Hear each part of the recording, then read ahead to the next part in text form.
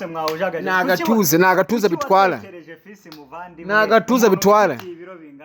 fisi nuvuga ngo fisi kunagaragara nuko nakata uko nakata ameze nk'umuntu ufite nk'iwenda nk'ibiro nka 40 ala nuko fisi kuno namubonye ashobora kuba umuntu unanutse wihagishije kumukoraho ambwira ngo ategereje umugenzi kandi ari kwiseta muhamagara ku motari yanga kuntwara undi azagenda gutyo cyangwa nkasanga nk'abamotari nka veni bari kwiseta bose bakambwira ko bafite abagenzi mana urumva rero ni ibibazo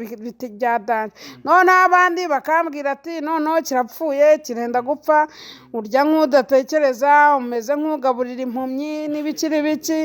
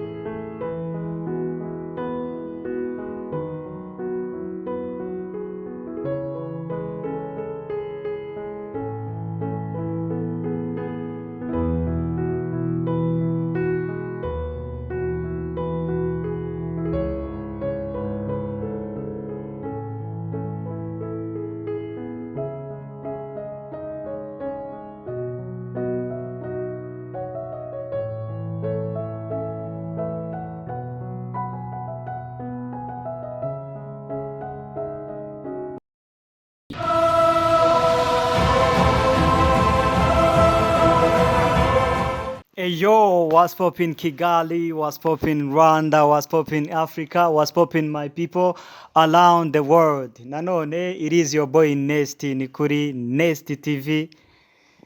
Guess what today, my people.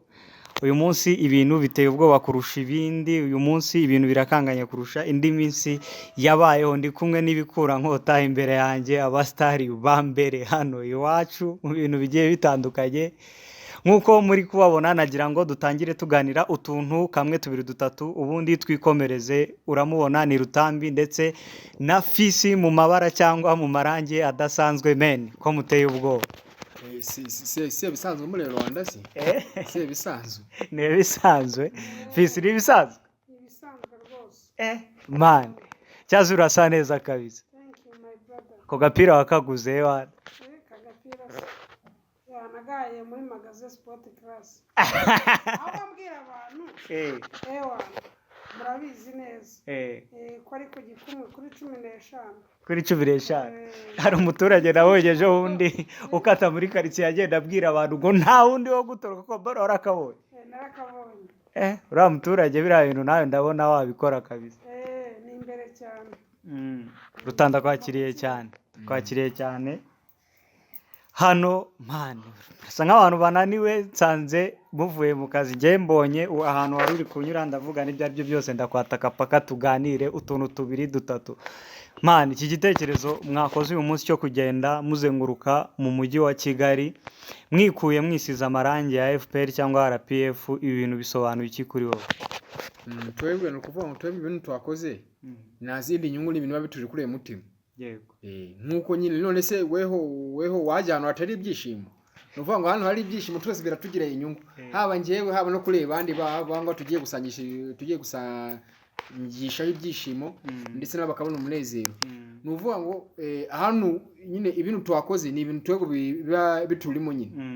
Tugakora ibintu dukunze natwe bikaba bidufite inyungu kuko abaturage barakunda iki kintu byatari. Barakunda iki kintu barakunda FPR man byagutwaye imbaraga zingana gute kugira ngo utekereze iki kintu ugikore muri ubu buryo? Navuga ngo abantu bari bujye kuri channel yawe bakareba ukuntu ibintu byagenze bari bugire n'ubwoba ya Rutambi Fitness. Oya nagiye byadutwaye ni ukuvuga n'undi style nkoramo ya Rutambi reaction noneho reba Rutambi reaction FPR uri kumva iyo challenge noneho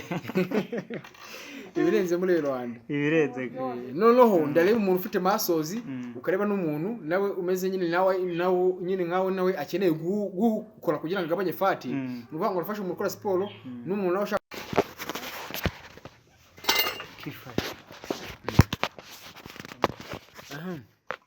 noneho warangiza ukareba umuntu ufite masozi uri kubona nk'ubu nka fisi nyine afite fati akeneye gukora siporo kugira ngo agabanye masozi nuvuga ngo rero nanjye muri reaction show nka Rutambi ngiye kwa mfite masozi ndakeneye umuntu ufite udafite masozi nyine kugira ngo tujyanishe noneho tuweze tugakombera tugakora ibintu dukunze bikahita bivamo iki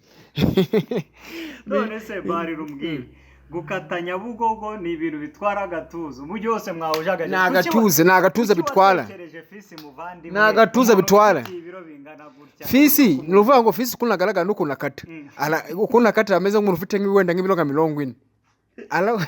nukuvuga fisi ukuntu namubonye ashobora kuba umuntu unanutse wihagishije kugira ngo ajijishe abantu ako nabundi fisi ariruka biteye ubwoba fisi urugendo rwakoroheye yashanga naniwe pe ndananiwe urumva ariko nyine biba birenze burya nyine icyambere no gushyira imbaraga mu bintu uri gukora naho ubundi ntabirenze nyine gusa nyine kugenda urananirwa kubera n'ibiro n'iki ariko nyine ukavuga ati reka nkomeze nyine nkore hanyuma ngeze ku banyarwanda icyo niyemeje kubagezaho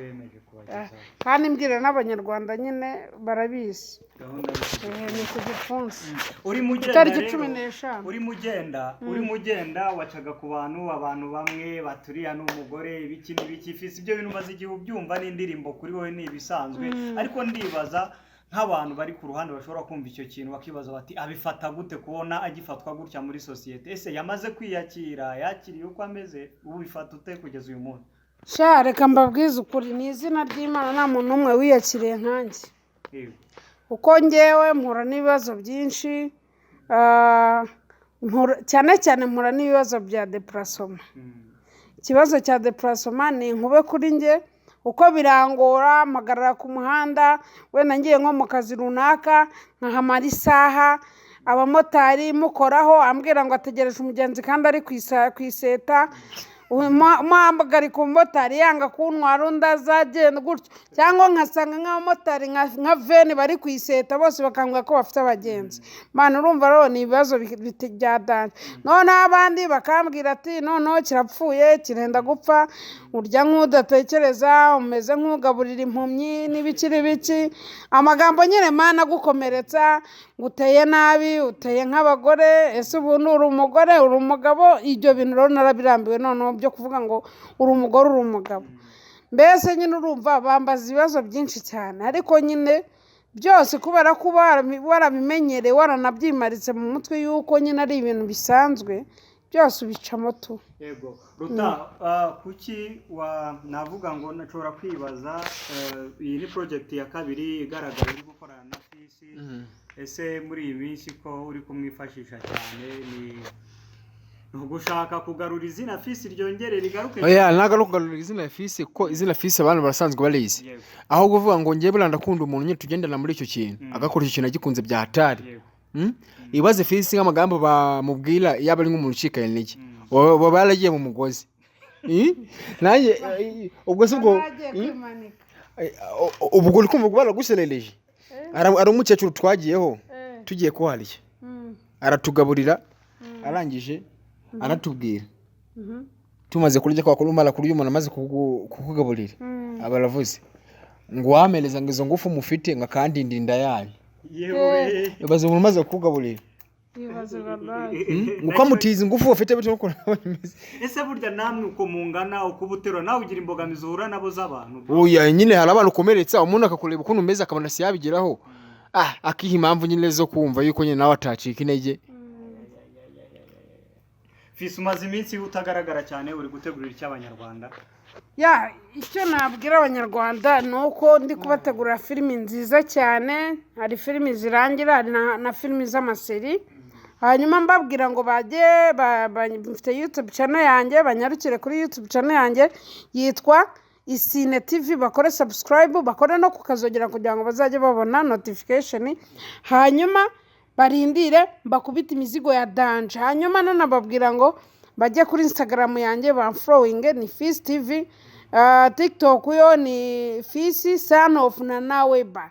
niko yitwa Nanaweba, wa undi yitwa Super Sex, ni mami wacu.